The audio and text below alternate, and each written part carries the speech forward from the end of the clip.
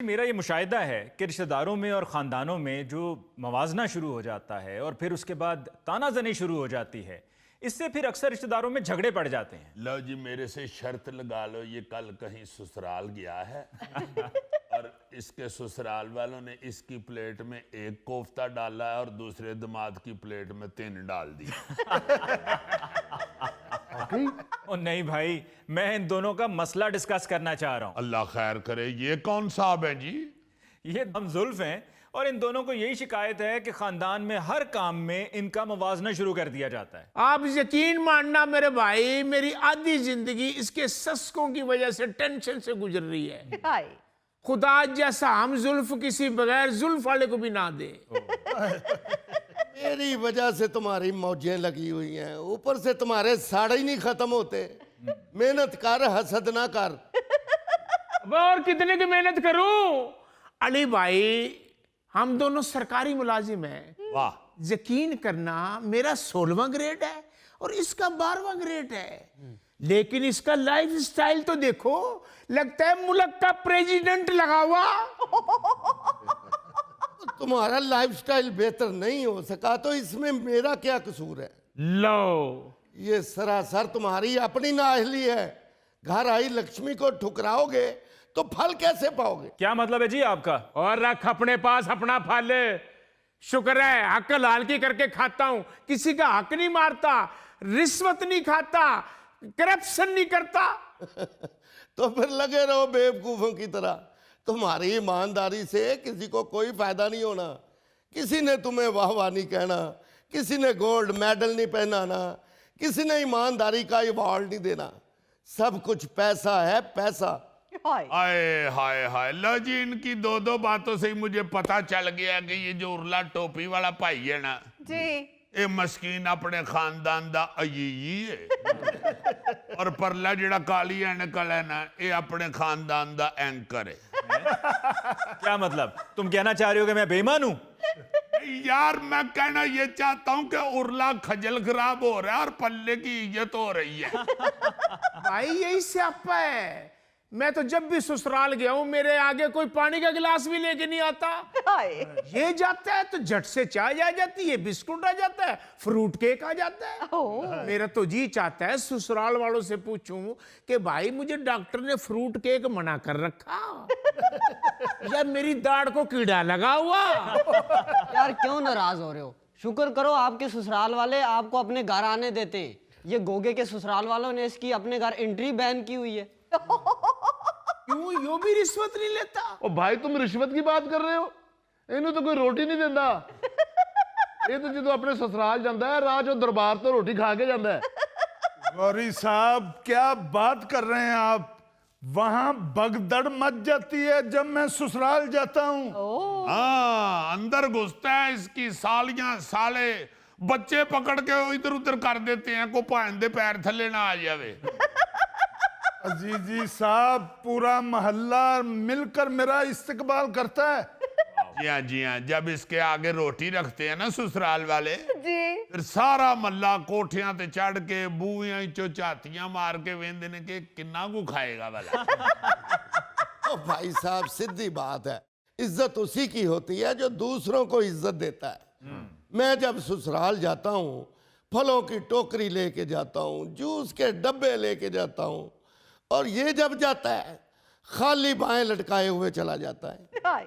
इसीलिए जब खाना लगता है, मेरी प्लेट में आपको लेग पीस नजर आएगा और इसकी प्लेट में सिर्फ गर्दन। ये सब तेरी गोर गर्दन पे होगा। अरे कर ले ऐस, जितनी ऐस करनी है कर ले। आराम का पैसा जो इकट्ठा करना तूने, ये हाथों की बांधी हुई दांतों से खोलनी पड़ जानी है। लो जी, वो बेचारा ते हक के बाद दुआ में ही देने लग पे है। तो फिर क्या करे एक ईमानदार आदमी? वो जरा बुना बददुआएं देगा ना। और क्यों जलते हो? इस बात पे अल्लाह का शुक्र अदा करो कि तुम रिश्वत नहीं खाते और वो रिश्वत लेता है। ओ भाई, मैं नहीं लेता किसी से रिश्वत, ना किसी से कहता हूँ। मैं तो बस सिस्टम का हिस्सा बन के जीता हूँ और सिस्टम अपने आप मुझे मेरा हिस्सा दे देता है। आहा हा हा। यानी जो बंदा आपकी जेब में रिश्वत के पैसे डाल के जाता है, उसका नाम आपने सिस्टम रखा हुआ है। वैसे भाई साहब क्या फजूल बात की आपने। ये हर रिश्वत लेने वाला अपने आप को तसल्ली देने के लिए कहता है, मगर ये जहन में रखो कि 2 नंबर तरीके से कमाए हुए पैसे का नतीजा भुगतना पड़ेगा। हाँ जी। एग्जैक्टली। अल्लाह खैर करे, जितनी तकलीफ से ये अंग्रेजी बोल रहा है ये भी कोई नतीजे ही भुगत रहा है। अबे ओ ससुराल जाकर गर्दन की बोटी खाने वाले इंसान, हस्बे हाल में आकर दानश्वरों को जुगते करोगे। तो मर्जी कर लो, हर जगह पे वैल्यू तो मुझे ही दी जाती है। शादी पे जाता हूं तो सबसे अगला सोफा मुझे दिया जाता है, और इसको सबसे पीछे वाला टेबल, वो भी कोई नहीं इसे कहता कि बैठ जाओ, ढीठ होके खुद ही बैठ जाता है। भाई आगे सोफा तो तुम्हें मिलना है, आगे बढ़ बढ़ के नोट जो लुटावेगा। साले की बेटी की शादी पे कवाली नाइट में इसने 1.5 लाख रुपए लुटाया। ओ तो आप गिन रहे थे। गरीब आदमी और क्या करता है, फारग बैठा। यही सबसे बड़ी गलती है आपकी, यही नुक्स है आप में। आप क्यों दूसरों के नोटों को देखते हैं? आपको इस बात पर फख्र होना चाहिए कि आप ईमानदारी से जिंदगी गुजार रहे हैं। ओ भाई मैं नहीं देखता, इर्द गिर्द के लोग नहीं जीने देते। मेरी बीवी, मेरी जोजा, आपकी भाभी अभी घर पहुंचो दरवाजा ही क्रॉस करा है, बोलना शुरू हो गई। ये रुखसाना के मियां ने कवाली नाइट पे 1.5 लाख रुपए लुटाया, और तू कम बखत मारे तेरी जेब से 100 रुपए ना निकला। तो आपने आगे से उसे क्यों नहीं बताया कि 100 रुपया उधर फेंक आता तो सुबह के डबल रोटी अंडे कहां से लाता? उसको बताते ना कि उधर फेंक आता 100 रुपया, तो बच्चे फिर स्कूल भूखे जाते। अगर 100 उधर फेंक आता तो तू भी फिर नाश्ता ना करती, सिर्फ इंतजार ही करती। आए, तुझे मेरी बीवी होना चाहिए था। इसीलिए ईमानदार बंदे को कोई मशवरा भी नहीं देता। हमें बेवकूफ जिहा सड़ सड़ के कुड़ कुड़ के जिंदगी गुजार रहे हैं।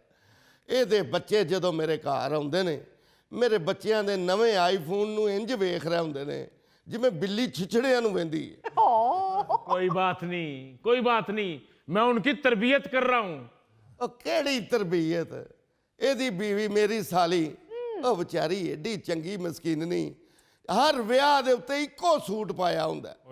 ਜਦੋਂ ਸ਼ਾਦੀ ਆਂਦੀ ਏ ਮੇਰੀ ਬੀਵੀ ਨੂੰ ਫੋਨ ਕਰਦੀ ਏ, रुखसाना भैन कोई सूट है पुराना तो दे दे, मैं शादी पे जाना है। तो रुखसाना ने बड़ा दे दिया। यार वैसे भाई साहब आपको शर्म आनी चाहिए, आप इसी तरह ताने दे दे के उस बेचारे को मुश्तैल कर देते हैं। आप बहुत अच्छा कर रहे हैं जी, अपने बच्चों की ईमानदारी से तरबियत कर रहे हैं। Well done, well done.